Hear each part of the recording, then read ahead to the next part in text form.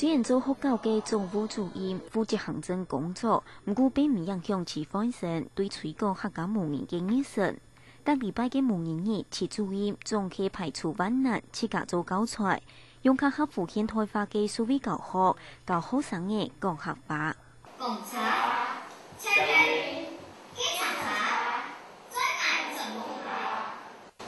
仲有趣啊！先生會講嚟送客家話，然後會用電腦教大家上課。中學過後，又係持本身推廣行業工作嘅那一個開始，佢愛指導學生嘅寫講演講，對加強學生嘅溝通能力，參加行業比賽，做清寫條嘅總包。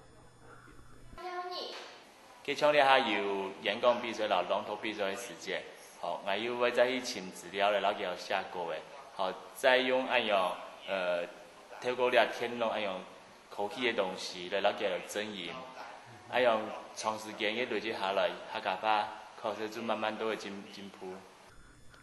還有今禮拜2點鐘嘅天台行業節目主持人，用年來忙實聽歌，也從來忙實兩個天台嘅業績，因為佢希望做得用無強用嘅方式，將客家自信講本大家啲。最近頒布嘅節目都好，愛留大家來收結，也客家雜誌第229期。在呢2點鐘嘅節目都好，就會留聽眾朋友來收結客家狀嘅發通，